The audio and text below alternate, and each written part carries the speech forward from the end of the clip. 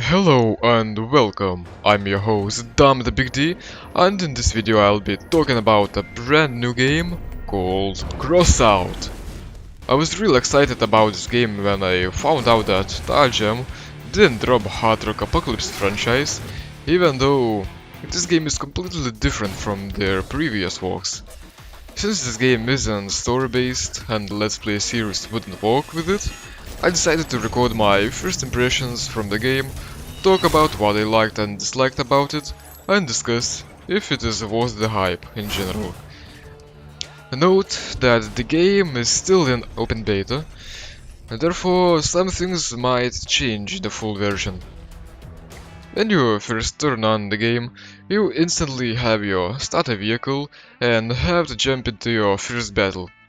I immediately noticed that the textures take a while to load in, at least the first time you play, and their quality leaves a bit to be desired.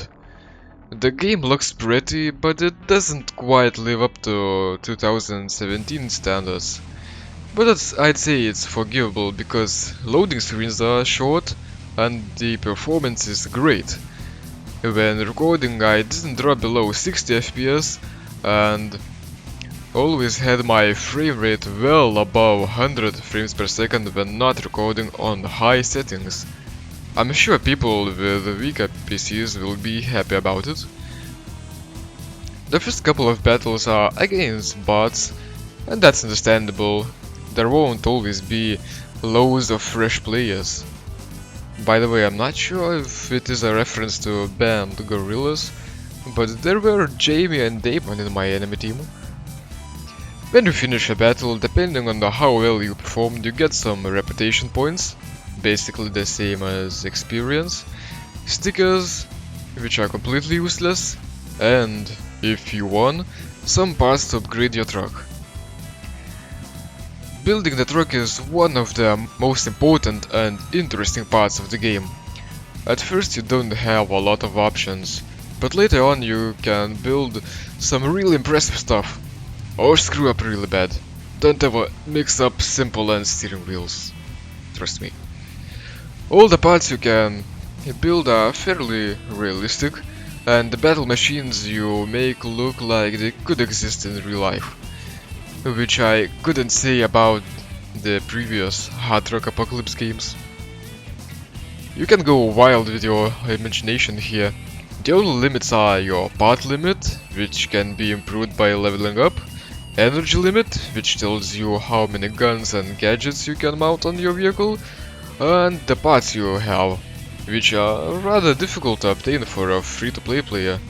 Yet I'm pretty sure you can obtain any part for free if you have enough time. Before you go into battle with your freshly built soul reaping death machine, you can go test it against itself and some bots. I was impressed by how smooth the transition is between building and testing modes. You just drive out of your garage into the field and voila! You can also look up what other people have built, download the blueprints, or even test their creations for free. The blueprints system is also pretty nice. Blueprints themselves are free. As long as you have all the parts required, you can build a vehicle. It also works as a safe feature if you want to build a new truck but still want to use your old one. Plus, you can't have one truck for all occasions. Some have to have better armor, some need to be fast, and so on. There are 3 game modes in total that are separated into more types. The first one is called Missions. These are your standard PvP matches. Raids, PvE quests, where you have to fight against bots while doing some special objective, and brawls that are free for all fighting or racing matches. All of the matches are rather short and have decent map variety, though you cannot choose the maps yourself. Short match time allows you to jump in and out of the game easily, play it more casually. Crossout doesn't look like a new hardcore esports game, and it doesn't try to be, and I like that. I think it's more fun that way because people are encouraged to experiment and are not afraid to lose. Yet I think the PvP matches could be a bit better. Some games I played felt very cheap when the teams just missed each other and went to the capture points, or just fought without doing the objective. Having a mode where you have more than one life would be nice. I have to say, the maps are rather nice. There is some sightseeing to do, and they have a nice variety. Some of them take place in a desert, some of them take place in a ruined city, and so on. And I have to praise how good the vehicle destructibility is. You can shoot off any part that is mounted on the vehicle.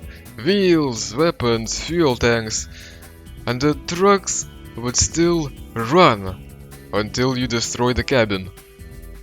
There are sometimes really nasty situations where you are left with only one wheel or no more guns, but that's half the fun.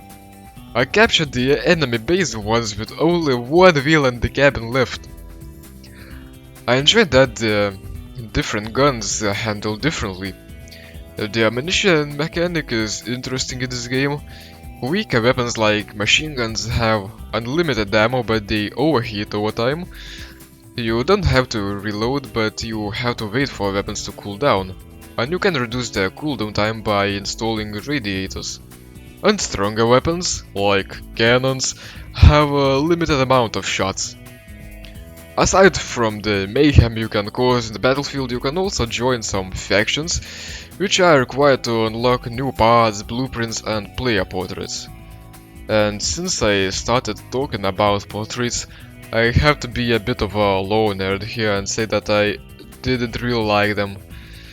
It was stated in a Hard Rock Apocalypse that people have to wear masks because of radiation and their own mutations.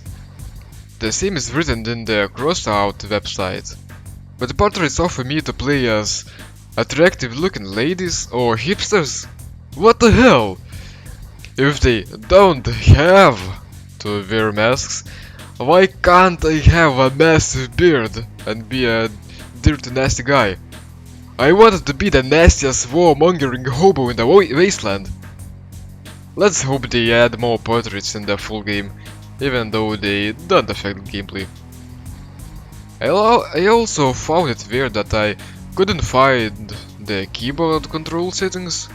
I found the controller once, even though the game always tells what buttons does what most of the time. I still don't know how to honk my horn. And what if I want to rebind my keys? Though I have to say that the default audio settings aren't the maximum. I think all the games should do that because I like to crank up the soundtrack to 120%. Look at you, Doom. And I didn't like the money system at all. You can get money by either spending real life money or selling parts for cents in the player market. And you not only need them to buy parts from other players in the market, but also to craft your own items. Even if you have spent countless amounts of hours collecting all the parts for that legendary shotgun, you still need money to craft it. And if you want to do PvE raids, you have to use fuel, which is limited. You get your full tank of fuel every day and can earn it from PvP matches if you have oil barrels attached to your truck. And collecting fuel can be a bit tedious. Overall, I'd say the game is worth playing, even though some people say that it's pay to win and the progression is slow. The game is free, and it's certainly a breath of fresh air in the PvP arena genre. I hope you enjoyed the video, leave a like if you did, and see you in another video.